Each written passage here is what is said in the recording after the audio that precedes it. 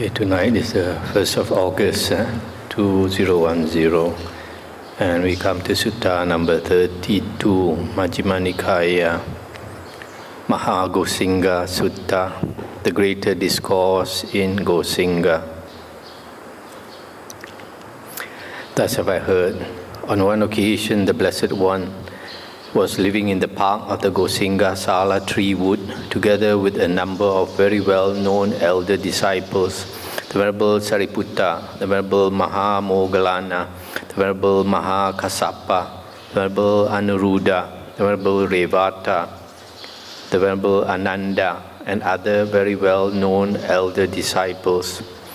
Then when it was evening, the Venerable Maha Moggallana rose from meditation, went to the Venerable Maha Kassapa and said to him, "Friend Kassapa, let us go to the Venerable Sariputta to listen to the Dhamma."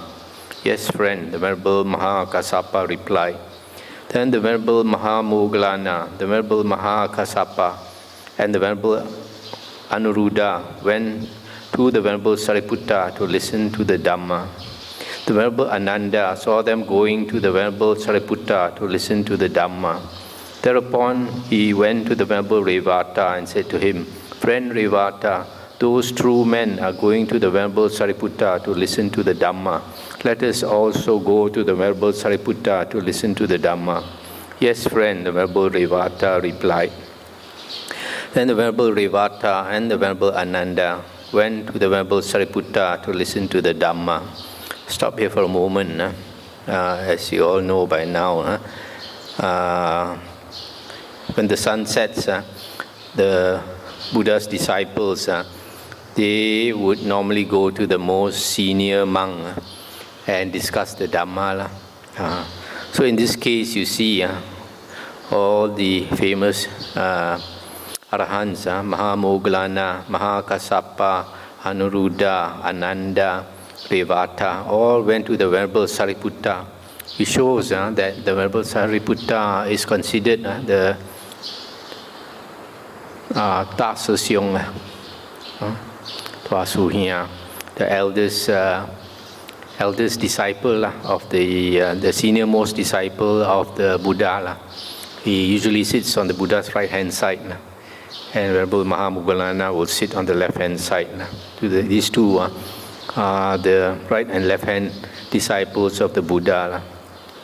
In the suttas, the Buddha always praised the Venerable Sariputta as one of the greatest wisdom of all his disciples. Venerable Sariputta has the greatest wisdom. Also, the Buddha calls him the son of the Dhamma king, the son of the Buddha, in the sense that he turns the Dhamma wheel, the Buddha says, exactly like the Buddha. So everyone had great respect for Venerable Sariputta. But unfortunately, in the later years, because this Venerable Devadatta, he strayed off and he caused a schism of the Sangha.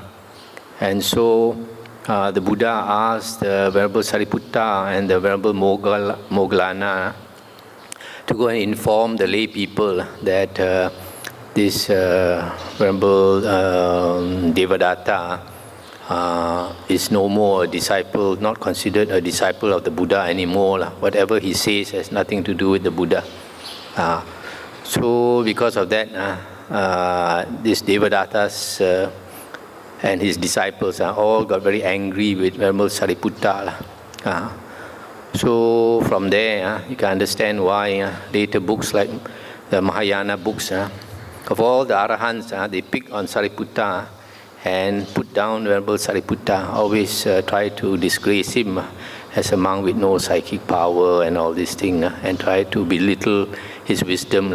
For example, Vimalakirti Sutra, they say that his wisdom is inferior to the Bodhisattvas, Manjushri, and the Vimalakirti.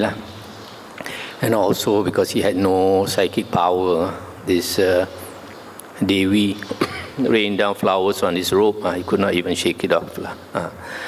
So in various other ways, they try to belittle him. But actually, he's the most respected of the Buddha's disciples. The Venerable Sariputta saw the Venerable Revata and the Venerable Ananda coming in the distance and said to the Venerable Ananda, "Let the Venerable Ananda come. Welcome to the Venerable Ananda, the Blessed One's attendant, who is always in the Blessed One's presence. Friend Ananda, the Gosinga Sala tree wood is delightful. The night is moonlit. The Sala trees are all in blossom, and heavenly scents seem to be floating in the air. What kind of monk, friend Ananda, could illuminate the Gosinga Sala tree wood?" I'll stop here for a moment. This Venerable Ananda is the Buddha's attendant in the latter half of the Buddha's ministry.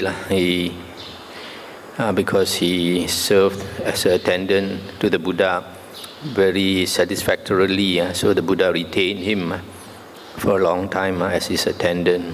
Whereas before Venerable Ananda, there were many other attendant monks on attending to the Buddha, but after some time the Buddha will change them. But Venerable Ananda attended to the Buddha the longest. So Venerable Ananda was praised by Venerable Sariputta. So Venerable Sariputta asked Venerable Ananda, what kind of monk could illuminate the Gosinga Sala tree wood? I would be worthy of this Sala, of this wood. And he replied, "Here, friend Sariputta, a monk has learned much, remembers what he has learned, and consolidates what he has learned. Such teachings as are good in the beginning, good in the middle, and good in the end, with the right meaning and phrasing, and which affirm a holy life that is utterly perfect and pure. Such teachings as these he has learned much of, remembered, mastered verbally, investigated with the mind, and penetrated well by view. And he teaches the Dhamma to the four assemblies with well-rounded and coherent statements and phrases for the eradication of the underlying tendencies. That kind of monk could illuminate this Gosinga Sala tree wood."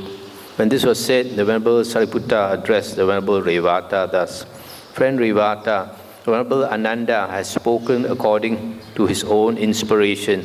Now we ask the Venerable Revata, Friend Revata, the Gosinga Sala tree wood is delightful. The night is moonlit. The Sala trees are all in blossom, and heavenly scents seem to be floating in the air.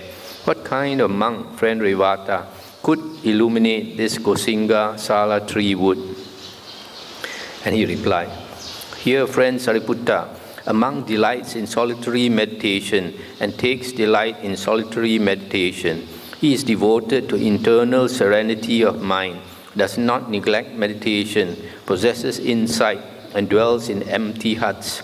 That kind of monk could illuminate this Gosinga Sala tree wood." When this was said, the Venerable Sariputta addressed the Venerable Anuruddha, "Friend Anuruddha, the Venerable Revata has spoken according to his own inspiration. Now we ask the Venerable Anuruddha, Friend Anuruddha, the Gosinga Sala tree is delightful. What kind of monk, friend Anuruddha, could illuminate this Gosinga Sala tree wood?" And he replied, "Here, friend Sariputta, with the divine eye or heavenly eye, which is purified and surpasses the human, a monk surveys 1,000 worlds, just as a man with good sight, when he has ascended to the upper palace chamber, might survey 1,000 wheel rims. So too with the divine eye, which is purified and surpasses the human, a monk surveys 1,000 worlds. That kind of monk could illuminate this Gosinga Sala tree wood." I'll stop here for a moment. So you see these three monks, these three arahants, maybe at that time Venerable Ananda was not yet an arahant. When they were asked what type of monk would do credit to this Gosinga Sala tree wood, each one answered differently. You notice Venerable Ananda, he says, each one of them actually is speaking of the ideal monk according to them. The Venerable Ananda says that this monk, he has learned much, remembered, mastered verbally, investigated with the mind, and penetrated well by view the teachings of the Buddha, the Dhamma. And he teaches the Dhamma to the four assemblies. So this actually is a characteristic of Venerable Ananda. He has learned much. When you say learn much, means he has learned much of the Dhamma, the Buddha's Dhamma. Sometimes they say he has heard much of the Buddha's Dhamma, and then remembered, and then mastered verbally. That means can repeat.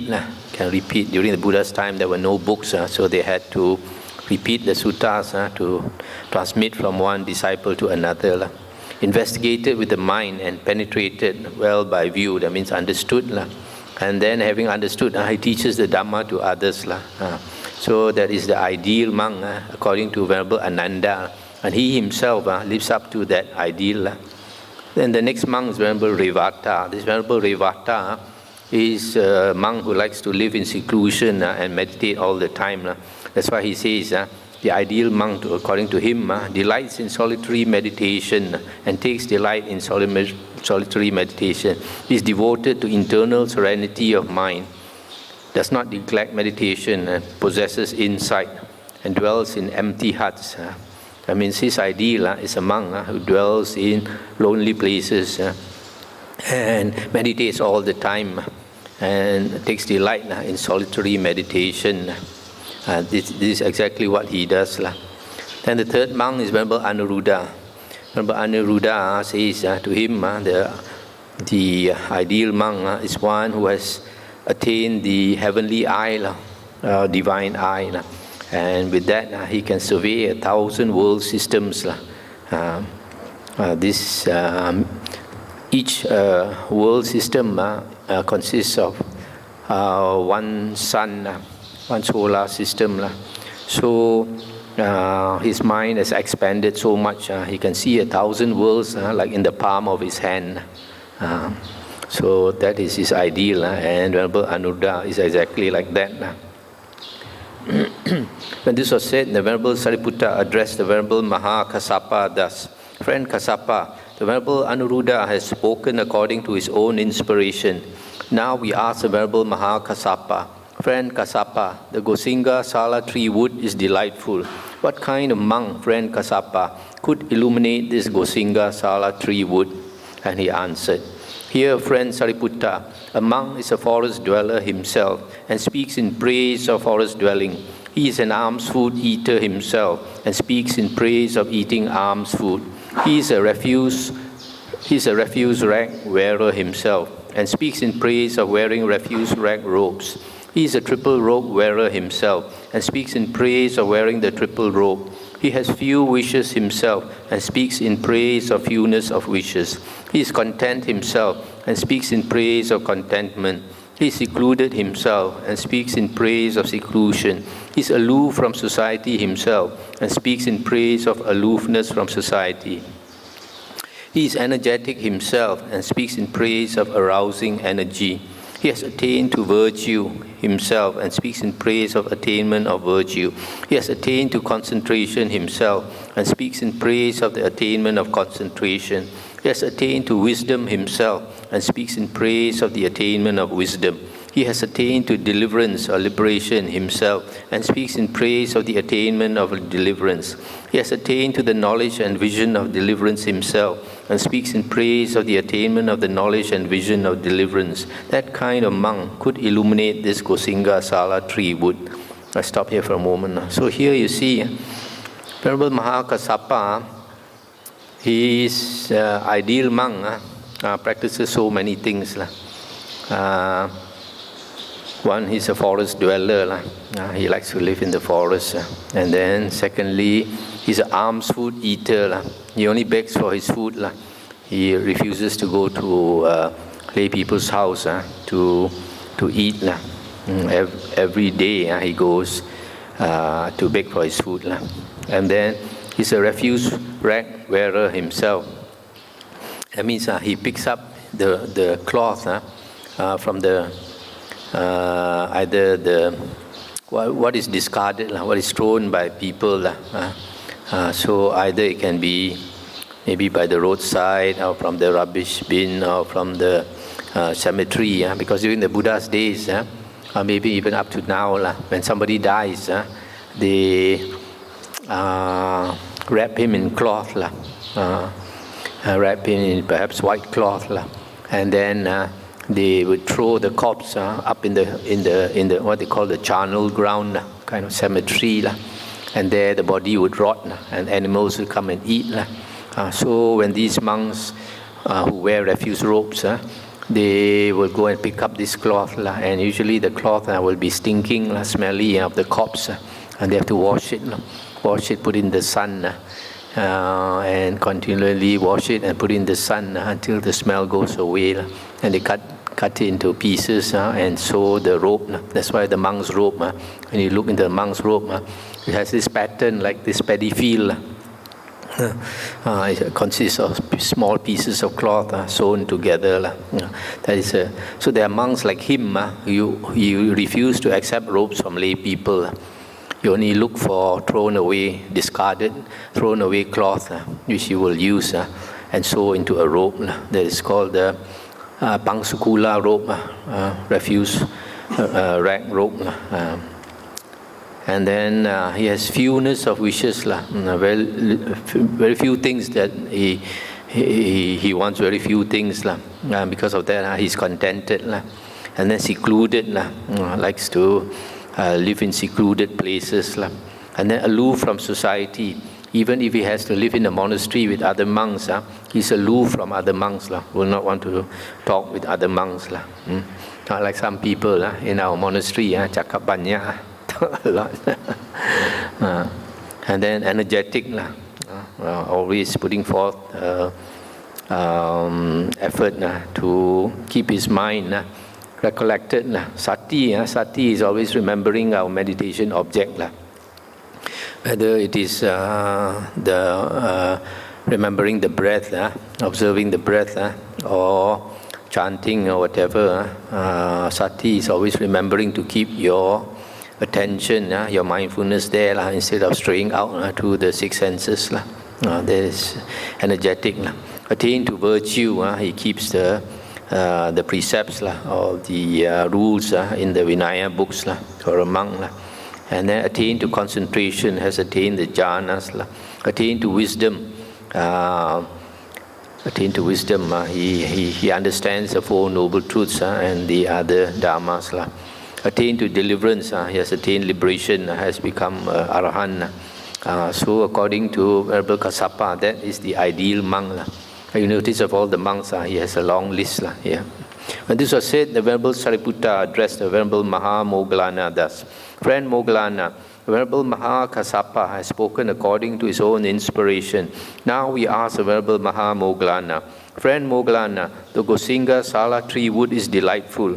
What kind of monk, friend Moggallana, could illuminate this Gosinga Sala tree wood? And he answered: Here, friend Sariputta, two monks engaged in a talk on the higher Dhamma, and they question each other, and each being questioned by the other answers without foundering, and their talk rolls on in accordance with the Dhamma. That kind of monk could illuminate this Gosinga Sala tree wood. This Venerable Moggallana is the monk with the greatest psychic power. So when he's asked what kind of monk could illuminate this Gosinga Sala tree wood, instead of saying the monk with all types of psychic power, he says, surprisingly, he says, the monk who can discuss Dhamma and can answer Dhamma without foundering, without wavering, without doubt, and can continue to talk on the Dhamma. So that also shows that he is very knowledgeable in the Dhamma. That's why he can teach other monks. When this was said, the Venerable Maha Moggallana addressed the Venerable Sariputta thus: Friend Sariputta, we have all spoken according to our own inspiration. Now we ask the Venerable Sariputta: Friend Sariputta, the Gosinga Sala tree wood is delightful. The night is moonlit. The Sala trees are all in blossom, and heavenly scents seem to be floating in the air. What kind of monk, Sariputta, friend Sariputta, could illuminate this Gosinga Sala tree wood? And Venerable Sariputta replied: Here, friend Moggallana, a monk wields mastery over his mind. he does not let the mind wield mastery over him. In the morning, he abides in whatever abiding or attainment he wants. He wants to abide in during the morning. At midday, he abides in whatever abiding or attainment he wants to abide in at midday. In the evening, he abides in whatever abiding or attainment he wants to abide in during the evening. Suppose a king or a king's minister had a chest full of variously colored garments. In the morning, he could put on whatever pair of garments he wanted to put on in the morning. At midday, he could put on whatever pair of garments he wanted to put on at midday. In the evening, he could put on whatever pair of garments he wanted to put on in the evening. So too, a monk wields mastery over his mind. He does not let the mind wield mastery over him. In the morning, at midday, in the evening, he abides in whatever abiding or attainment he wants to abide in. That kind of monk could illuminate this Gosinga Sala tree wood. Stop here for a moment. So, Venerable Sariputta says his ideal is the monk who has complete mastery over the mind, and he can abide in whatever abiding or attainment he wants at any time of the day or night. So, actually, Venerable Sariputta, although he does not have psychic power, he has all the jhanas. Unfortunately, later books, they say that he was enlightened by wisdom and that they assume that he did not have any jhanas. But in the later one of the suttas in this Nikaya, Majjhima Nikaya, you will see that he has attained all the 4 rupa jhanas, all the 4 arupas, and I think even cessation of perception and feeling, I think in the Sutta 111. So that's why he has complete mastery over his mind. That's why he has the greatest wisdom of all the monks, disciples of the Buddha. But in spite of that, having attained all the jhanas and having complete mastery over his mind, he does not have psychic power. Psychic power for some monks, when they attain the jhanas, it comes naturally. But for some of them, it does not come naturally. But somebody like Venerable Sariputta, since he has all the jhanas, if he wanted to cultivate psychic power, he could easily attain psychic power. But because somebody like him has already become an arahant, he has no more self, no more ego, so he has no desire to become famous or anything, so he's not bothered with psychic power. Then the Venerable Sariputta addressed those Venerable ones thus: Friends, we have all spoken according to our own inspiration. Let us go to the Blessed One and report this matter to him. As the Blessed One answers, so let us remember it. Yes, friend, they replied. Then those Venerable ones went to the Blessed One and after paying homage to him, sat down at one side. The Venerable Sariputta said to the Blessed One, Venerable Sir, the Venerable Revata and the Venerable Ananda came to me to listen to the Dhamma. I saw them coming in the distance and said to the Venerable Ananda, let the Venerable Ananda come. Welcome to the Venerable Ananda, etc. Friend Ananda, the Gosinga Sala tree wood is delightful. What kind of monk, friend Ananda, could illuminate this Gosinga Sala tree wood? When asked, the Venerable Ananda replied, Here, friend Sariputta, a monk has learned much, etc., etc. And so here, instead of reading everything, Venerable Sariputta just repeated what each of the other monks said. So what was read earlier is all repeated here.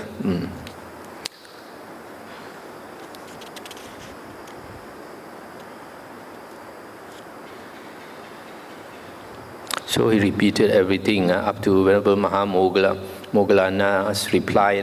When that was said, the Venerable Moggallana told the Blessed One, Then, Venerable Sir, I addressed the Venerable Sariputta thus, Friend Sariputta, etc., etc. What kind of monk could illuminate this Gosinga Sala tree wood?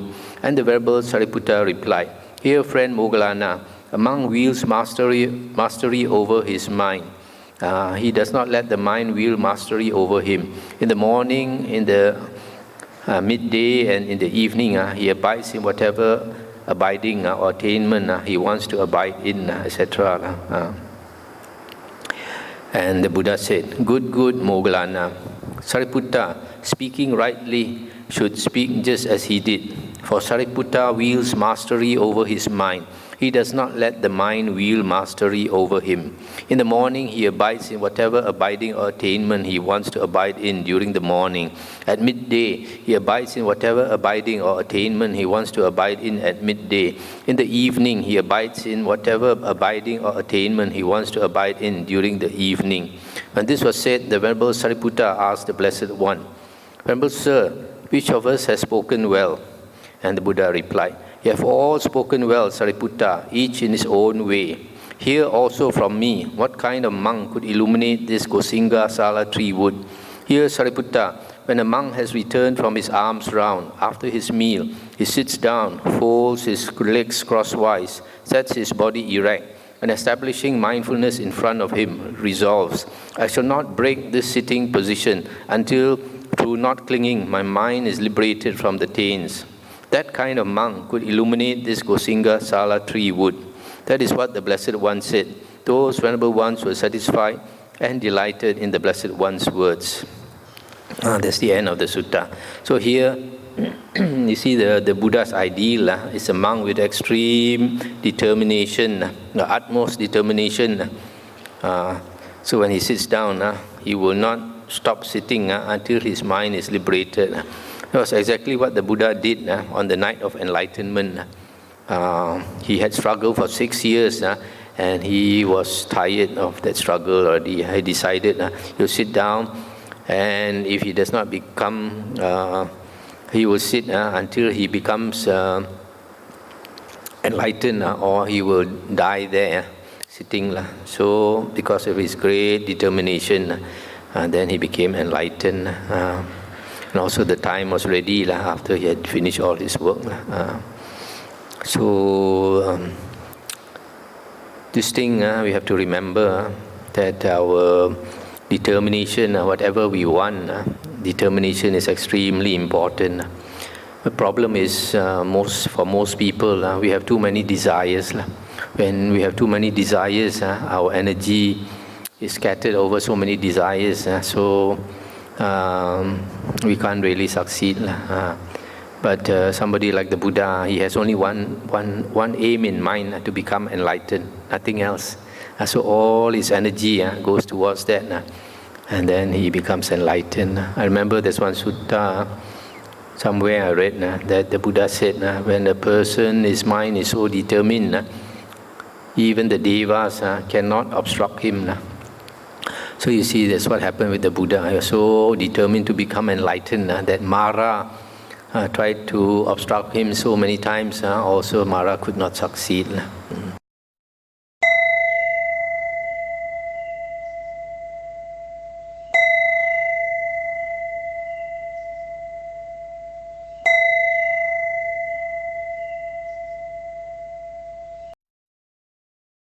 Now the next sutta is number 33, Maha Gopalaka Sutta, the greater discourse on the cow herd.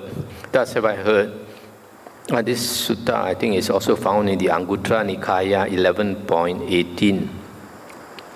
Thus have I heard. On one occasion, the Blessed One was living at Savatthi in Jeta's Grove, Anathapindika's park. There he addressed the monks thus, Monks, Venerable Sir, they replied, when a cowherd possesses 11 factors, he is incapable of keeping and rearing a herd of cattle. What 11?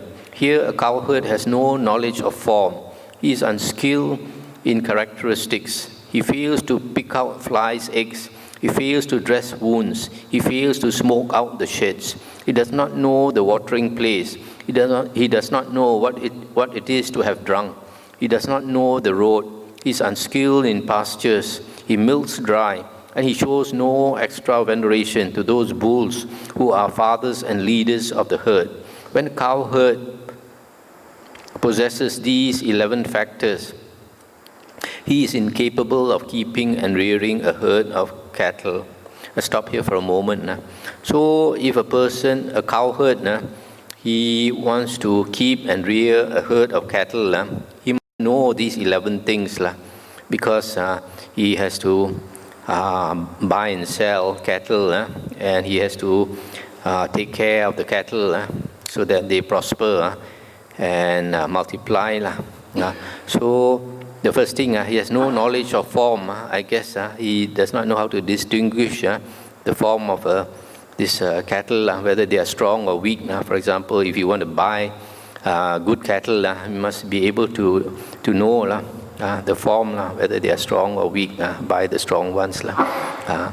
And he's unskilled in characteristics, probably. He has to trade in cattle. When he buys, he has to know what is the good breed, what is bad breed. If he buys cattle or bad breed, then he's not going to make much money. Thirdly, he fails to pick out flies' eggs. This flies' eggs, I guess, when this cow or bull, they have a wound, the fly will come and lay eggs there. And then if he doesn't know how to pick out the flies' eggs, the maggots will slowly eat the flesh, and the flesh becomes bigger and bigger. So the cow or the bull may die. So he has to know how to pick out the flies' eggs. He fails to dress wounds. When there's the cattle has a wound, he has to know how to dress the wound. He fails to smoke out the sheds. I guess the cattle sheds once in a while has to be smoked out, so that maybe the bacteria or the insects, whatever, is kind of disinfect the place. He does not know the watering place. If he brings out the cattle to graze, he must know where to look for water. He does not know what it is to have drunk. So he got to know when the cattle have drunk enough and move on. He does not know the road. If he brings the cattle out, he must know the road, where to go and all that. Unskilled in pastures, that means he does not know where you have good pasture, where you have poor pasture. You got to be able to bring the cattle to good pasture. He milks dry. That means when he milks the cows for the milk, he must not milk dry. He must leave some milk there, at least for the calves. He shows no extra veneration to those bulls who are fathers and leaders of the herd. Those old bulls, must take special care of them because they are the fathers and leaders of the herd. So when a cowherd possesses these 11 factors, he is incapable of keeping and rearing a herd of cattle. So too monks. When a monk possesses 11 qualities, he is incapable of growth, increase and fulfillment in this Dhamma Vinaya. What 11? Here a monk has no knowledge of form.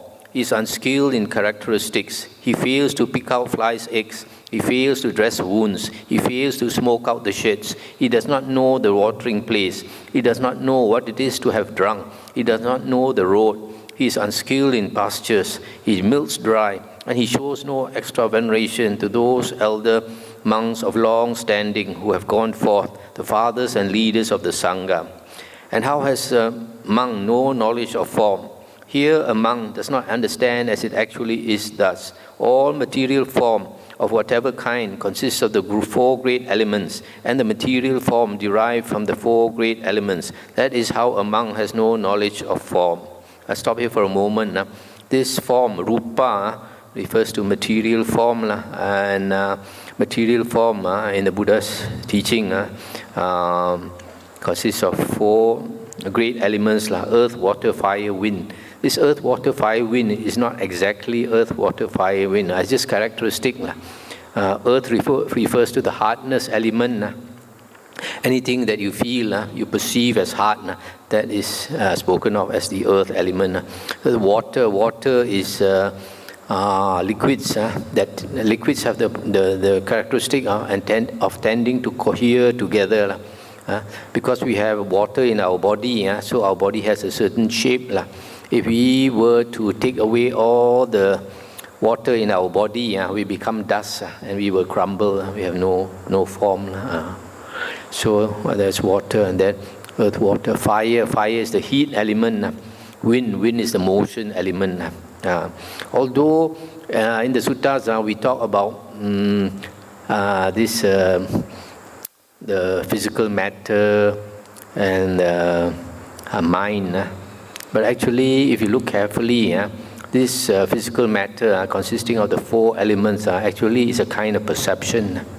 The perception of hardness, of form or coherence, and then the perception of heat, the perception of motion, all perceptions. So it is not something, because it's a perception, different people can have different perceptions. For example, on a certain day, you might feel hot. I might not feel hot. So your perception is different from mine. So you notice, because it's a perception, actually perception is a type of consciousness. A type of consciousness. So even the physical world is just a perception. It's just a type of consciousness. So that's why the whole world, including the physical world, is actually mind-made. It's mind-made. So for example, if a person had extremely bad karma, and was reborn in hell, and he goes into hell, he finds hell very hot. Everywhere, flames. But if an Arahant were to go and visit hell, Arahant goes into hell, he does not feel hot. So everything is mind-made. Okay, the second one. How is a monk unskilled in characteristics? Here a monk does not understand as it actually is thus. A fool is characterized by his actions. A wise man is characterized by his actions. That is how a monk is unskilled in characteristics. So here it means this monk, he cannot distinguish between a foolish teacher or a wise teacher, or a teacher cannot distinguish between a foolish disciple or a wise disciple. So this is unskilled in characteristics. Just like the cowherd, he does not know what is good breed, what is bad breed. Number 3, how does a monk fail to pick out flies' eggs? Here, when a thought of sensual desire has arisen, a monk tolerates it. He does not abandon it, remove it, do away with it, and annihilate it. When the thought of ill will has arisen, when the thought of cruelty has arisen, when evil, unwholesome states have arisen, a monk tolerates them. He does not abandon them, remove them, do away with them, and annihilate them. That is how a monk fails to pick out flies' eggs. Stop here for a moment. As I mentioned earlier, flies' eggs on the body of this cattle, if we don't remove them quickly, they will hatch into maggots, and the maggots will eat the flesh and kill the cattle. So in the same way, just like flies' eggs, and these unwholesome thoughts, if we tolerate them, they will proliferate. And then eat away all the goodness in us, and all the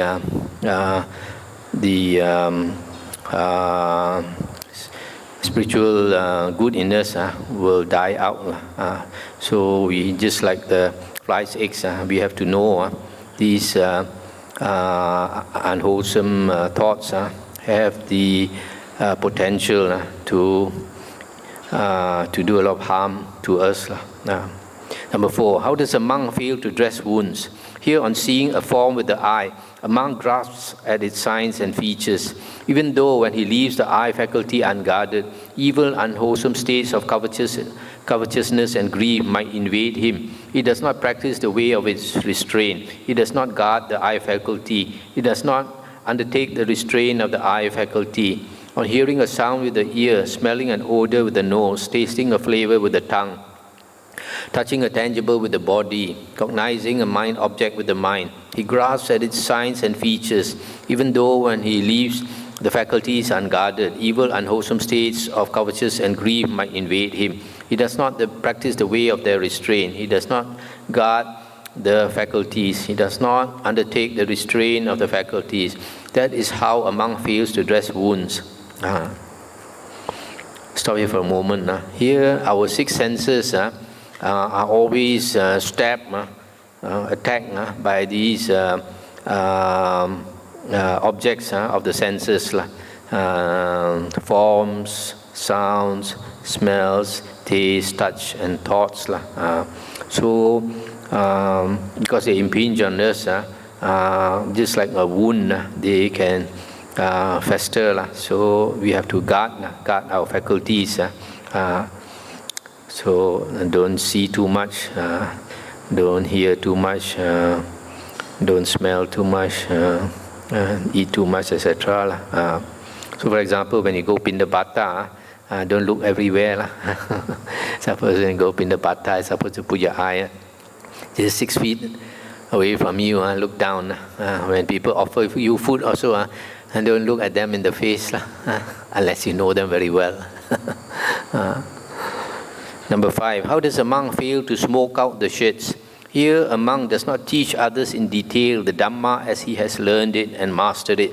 That is how a monk fails to smoke out the shits. So here, the Buddha is saying that a monk should teach the Dhamma to others, whatever Dhamma Vinaya he has learned. He should teach to others, so that we have a healthy sangha. Disinfect the sangha of wrong views. Number 6, how does a monk not know the watering place? Here a monk does not go from time to time to those monks who have learned much, who are well versed in the tradition, who maintain the Dhamma Vinaya, and he does not inquire and ask questions of them thus. How is this, Venerable Sir? What is the meaning of this? And these Venerable Ones do not reveal to him what has not been revealed, do not clarify what is not clear, or remove his doubts about the numerous things that give rise to doubt. That is how a monk does not know the watering place. How does stop here for a moment. So the watering place is a place where you can quench your thirst and drink water. In the same way, the watering place for monks is learned senior monks who know the Dhamma, who know the Vinaya. So if you don't know, you should go to these senior monks and clarify your doubts. How does a monk not know what it is to have drunk? Here, when the Dhamma Vinaya proclaimed by the Tathagata is being taught, a monk does not gain inspiration in the meaning, does not gain inspiration in the Dhamma, does not gain gladness connected with the Dhamma. That is how a monk does not know what it is to have drunk. Stop here for a moment. If you listen to the Dhamma and the Vinaya, you should gain inspiration and be glad and appreciate. There are some people, maybe what is called their roots are too shallow. They don't have the what later books called the paramis, the good qualities. So when they meet the Dhamma, they don't appreciate that the Dhamma is so valuable, so good. There's nothing more valuable than the Dhamma. So they are not glad. They don't gain inspiration in the Dhamma. No, this is like the cattle. The cowherd doesn't know what it is to have drunk. How does a monk not know the road? Here a monk does not understand the Noble Eightfold Path as it actually is. That is how a monk does not know the road. So this is the spiritual road, the Noble Eightfold Path. How is a monk unskilled in pastures? Here a monk does not understand the 4 intense states of recollection as they actually are. That is how a monk is unskilled in pastures. A monk's domain, a monk's pasture, is the Buddha says, is the 4 satipatthana. The 4 satipatthana. We should put our attention always on either the body or the feelings or the mind or the Buddha Dhamma. These 4 objects of recollection. So we don't stray out of these 4 objects. That is staying within our pasture. How does a monk milk dry? Here, when faithful householders invite a monk to take as much as he likes of robes, alms, food, resting places, and medicinal requisites, the monk does not know moderation in accepting. That is how a monk milks dry. So, too greedy for these offerings. A monk milks dry and later he will not get any more. How does a monk show no extra veneration to those elder monks of long standing who have long gone forth, the fathers and leaders of the Sangha? Here a monk does not maintain bodily acts of loving kindness, both openly and privately towards those elder monks. He does not maintain verbal acts of loving kindness towards them, openly and privately. He does not maintain mental acts of loving kindness towards them, both openly and privately. That is how a monk shows no extra veneration to those elder monks of long standing who have long gone forth, the fathers and leaders of the Sangha. When a monk possesses these 11 qualities, he is incapable of growth, increase, and fulfillment in this Dhamma Vinaya. So this last one is that a younger monk should always maintain loving kindness through acts, speech, and mind towards senior monks, the fathers and leaders of the Sangha. In a Buddhist country like Thailand, they have this long-standing tradition. So the duty of young monks are to serve the older monks. Like for example, Samaneras have to serve all the monks. And then the young monks have to serve the senior monks. So it's very common in Thailand that the young monks sometimes they massage the old monk, even bathe for him, and then when he comes back from Pinapata, they wash his feet, take away his robe to dry, wash his robes for him, and serve him in many ways. All this is showing extra veneration to the senior monks. Monks, when a cowherd possesses 11 factors, he is capable of keeping and rearing a herd of cattle. What 11? Here a cowherd has knowledge of form. He is skilled in characteristics. He picks out flies' eggs. He dresses wounds. He smokes out the sheds. He knows the watering place. He knows what it is to have drunk. He knows the road. He is skilled in pastures, he does not milk dry, and he shows extra veneration to those bulls who are fathers and leaders of the herd. When a cowherd possesses these 11 factors, he is capable of keeping and rearing a herd of cattle. So too monks, when a monk possesses these 11 qualities, he is capable of growth, increase, and fulfillment in this Dhamma Vinaya. What 11? Here a monk has knowledge of form, he is skilled in characteristics, he picks out flies, eggs, etc. So this reverse. A monk who has knowledge of form understands the four great elements. All material forms consist of four great elements. A monk who is skilled in characteristics understands a fool is characterized by his actions, wise man is characterized by his actions, and a monk who knows how to pick out flies' eggs when thoughts of sensual desire, ill will or cruelty have arisen, he does away with them, evil unwholesome states of mind. And then a monk who knows how to dress wounds, he guards his six senses. He does not grasp the signs and features of the sense objects. And then a monk who knows how to smoke out the sheds teaches to others in detail the Dhamma he has learned.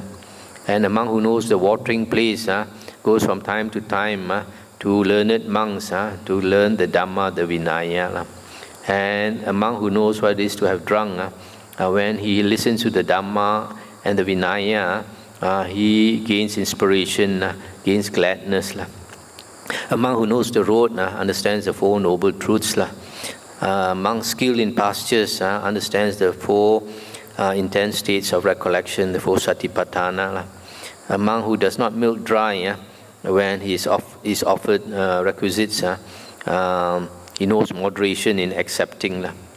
And then lastly, the monk shows extra veneration to the monks of long standing by maintaining acts of loving kindness to the body, speech and mind to them. When a monk possesses these 11 qualities, he is capable of growth, increase and fulfillment in this Dhamma Vinaya. That is what the Blessed One said. The monks were satisfied and delighted in the Blessed One's words.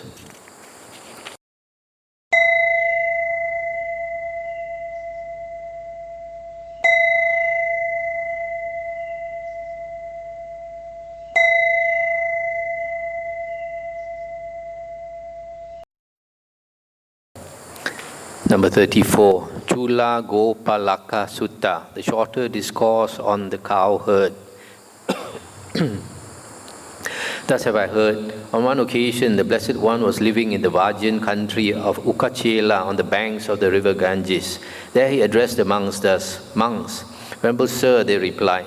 The Blessed One said, "Monks, there was once a foolish Magadhan cowherd who in the last month of the rainy season, in the autumn, without examining the near shore or the further shore of the river Ganges, drove his cattle across to the other shore in the Videhan country at a place that had no ford. Then the cattle bunched together in midstream in the river Ganges, and they met with calamity and disaster. Why was that? Because that foolish Magadhan cowherd, in the last month of the rainy season, in the autumn, without examining the near shore or the further shore of the river Ganges, drove his cattle across to the other shore in the Videhan country at a place that had no ford."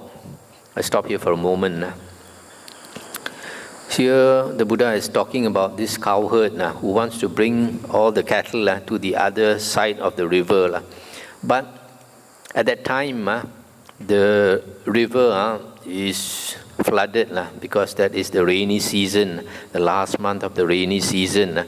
All the rivers are all flooded. And then without trying to find the shortest place to cross, the shortest place to cross is called the ford. In the river, there are places when the two sides of the river are far apart. There's places where the two sides of the river are nearer. That is called the ford. And the shallow, also where the water is shallower. And so instead of looking for the proper place and planning how to bring the cattle across, he just let them, just shoo them all into the river, and they all bunched together. You know, when they go into deep water, just like human beings, when we go into deep water, if those people have difficulty, when they feel that they are drowning, they try to climb on each other. So the same with the cattle, when they bunch together, they're all trying to get on top of each other and all drown. So the Buddha continued, "So too monks, as to those recluses and Brahmins who are unskilled in this world and the other world, unskilled in Mara's realm and what is outside Mara's realm, unskilled in the realm of death and what is outside the realm of death, it will lead to the harm and suffering for a long time of those who think they should listen to them and place faith in them." So here in the similar way, the Buddha says, just like the stupid cattle herd, because the cattle trust him, so they all perish. So in the same way, if we place our faith in those monks who are unskilled in this world and the other world, that means unskilled in the Dhamma, and you listen to those monks, take them as your teacher, then that will lead to your harm and suffering for a long time. Monks, there was once a wise Magadhan cowherd who in the last month of the rainy season, in the autumn, after examining the near shore and the further shore of the river Ganges, drove his cattle across to the other shore in the Videhan country at a place that had a ford. He made the bulls, the fathers and leaders of the herd, enter first, and they breasted the stream of the Ganges and got safely across to the further shore. He made the strong cattle and the cattle to be tamed enter next, and they too breasted the stream of the Ganges and got safely across to the further shore. He made the heifers and the young oxen enter next, and they too breasted the stream of the Ganges and got safely across to the other shore. He made the calves and the feeble cattle enter next, and they too breasted the stream of the Ganges and got safely across to the further shore. At that time there was a tender calf just born, and being urged on by its mother's lowing, it too breasted the stream of the Ganges and got safely across to the further shore. Why was that? Because that wise Magadhan cowherd, in the last month of the rainy season, in the autumn, after examining the near shore and the further shore of the river Ganges, drove his cattle across to the other shore in the Videhan country at a place that had a ford. So too monks, as to those recluses and Brahmins who are skilled in this world and the other world, skilled in Mara's realm and what is outside Mara's realm, skilled in the realm of death and what is outside the realm of death, it will lead to the welfare and happiness for a long time of those who think they should listen to them and place faith in them. So in a similar way, the Buddha says, just like the cattle, they relied on this wise cowherd, and they got safely across. So in the same way, if we rely on a wise teacher, then it will lead to our welfare and happiness for a long time. But then to know whether a teacher is good or not, you also it takes time to know, and you also have to be quite sharp. Monks, just as the bulls, the fathers and leaders of the herd, breasted the stream of the Ganges and got safely across to the further shore, so too those monks who are arahants, with taints destroyed, who have lived the holy life, done what had to be done, laid down the burden, reached the true goal, destroyed the fetters of being, and are completely liberated through final knowledge. By breasting Mara stream, they have gotten safely across to the further shore. Just as the strong cattle and the cattle to be tamed breasted the stream of the Ganges and got safely across to the further shore, so too those monks who, with the destruction of the 5 lower fetters, will reappear spontaneously in the pure abodes and there attain final Nibbana without ever returning from that world. By breasting Mara stream, they will get safely across to the further shore. Just as the heifers and young oxen breasted the stream of the Ganges and got safely across to the further shore, so too those monks who, with the destruction of the 3 fetters and with the attenuation of lust, hatred and delusion, are once returners, Sakadagamin, returning once to this world to make an end of suffering. By breasting Mara stream, they too will get safely across to the further shore. Just as the calves and the feeble cattle breasted the stream of the Ganges and got safely across to the further shore, so too those monks who, with the destruction of 3 fetters, are stream enterers, Sotapanna, no longer subject to perdition, bound for deliverance, headed for enlightenment. By breasting Mara stream, they too will get safely across to the further shore. Just as that tender calf just born, being urged on by its mother's lowing, also breasted the stream of the Ganges and got safely across to the further shore, so too those monks who are Dhamma followers and faith followers, that means first path attainers, by breasting Mara stream, they too will get safely across to the further shore. Monks, I am skilled in this world and in the other world, skilled in Mara's realm and in what is outside Mara's realm, skilled in the realm of death and in what is outside the realm of death. It will lead to the welfare and happiness for a long time of those who think they should listen to me and place faith in me. That is what the Blessed One said. When the Sublime One had said that, the teacher said further, both this world and the world beyond are well described by the one who knows, and what is still in Mara's reach and what is out of reach of death. Knowing directly all the world, the enlightened one who understands opened the door to the deathless state, by which Nibbana may be safely reached. For Mara's stream is breasted now, its current blocked, its reeds removed. Rejoice then, monks, mightily, and set your hearts where safety lies. So that's the end of the sutta. So here the Buddha is saying that we should place our faith in the Buddha and only the Buddha. That's why when the Buddha was about to enter Nibbana, instead of nominating another monk to take his place, he told the monks that after he's gone, that everyone should take the Dhamma and the Vinaya that the Buddha has taught to be our teacher. Unfortunately, nowadays, a lot of people, instead of studying the Buddha's words, they rely on some teacher. Then he is just like relying on some foolish cowherd. The Buddha says that whatever any other monk teaches, we should compare them with the Suttas and the Vinaya. Only if they agree with the Suttas and the Vinaya, then only we can accept them. So the Buddha also said, be a lamb unto yourselves, be a refuge unto yourselves, with no other refuge. Take the Dhamma as your lamb, take the Dhamma as your refuge, with no other refuge. So don't go and look for some heroes to worship. The best teacher in the world is the Buddha.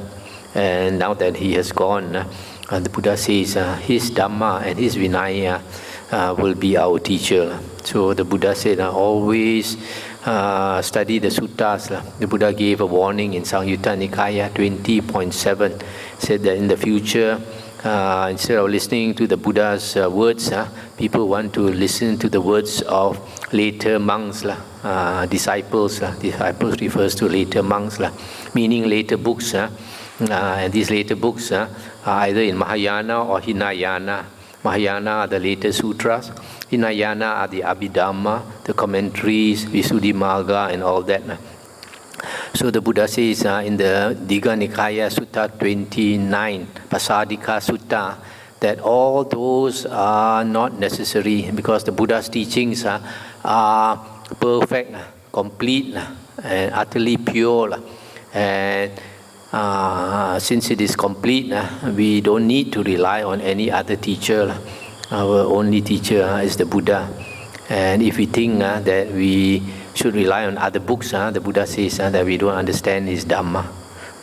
So if you understand the Buddha's Dhamma, you only rely on the suttas. And for monks, the Vinaya also. So then it will benefit us a long time if we put our faith in the right teacher. So I stop here.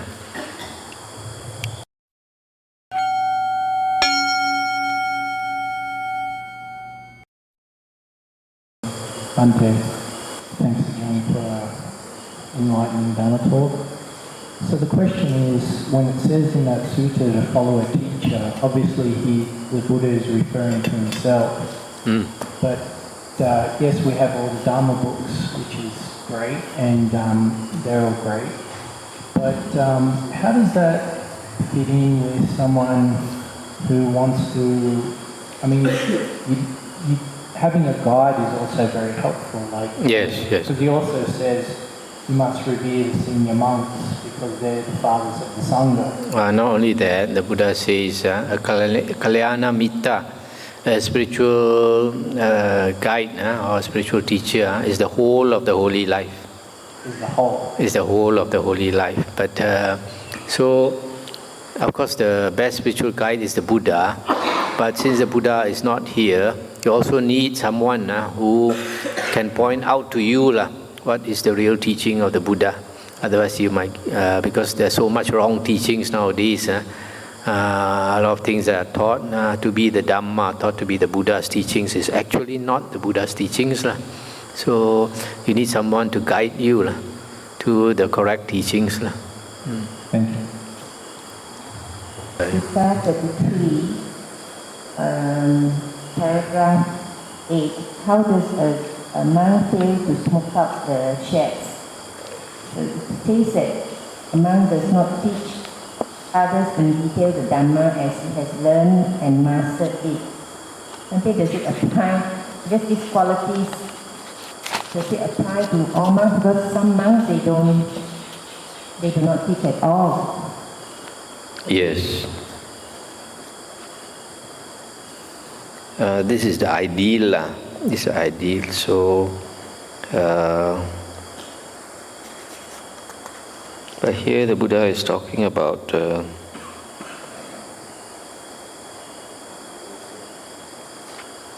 you see, one of the occasions or one of the moments a monk becomes enlightened. One is listening to the Dhamma, another one is teaching the Dhamma, another one is repeating the Dhamma, another one is reflecting on the Dhamma. The fifth is during meditation.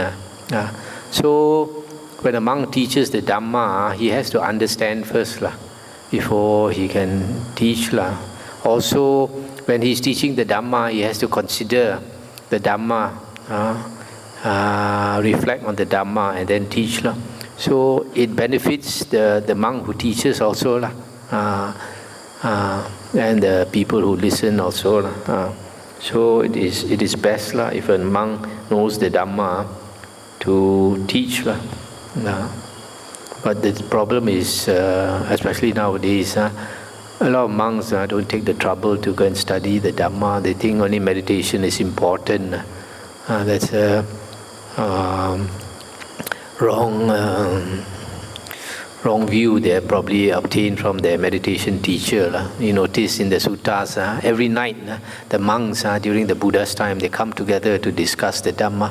Even if they are already arahants, like just now we saw all the arahants coming together, Venerable Sariputta, Venerable Mahamoggallana, Venerable Mahakassapa, Venerable Anuruddha, Venerable Ananda, Venerable Revata. Except for Venerable Ananda, I think the rest were all arahants.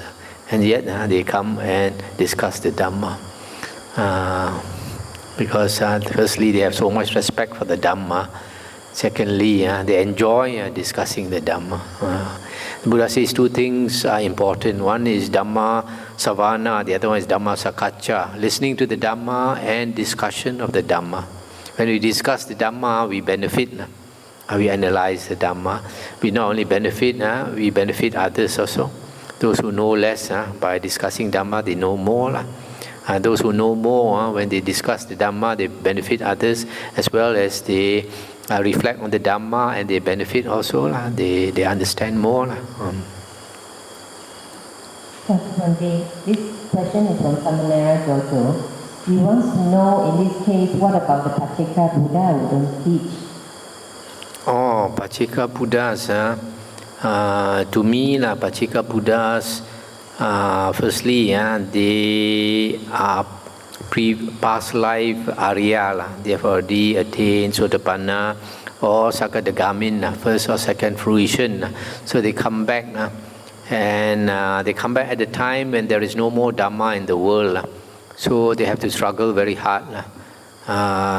So that their memory comes back. When the memory comes back of previous lives, then remember all the Dhamma they have learned. Then they become enlightened. And after they become enlightened, when they want to teach, they find so much obstruction. People are not interested.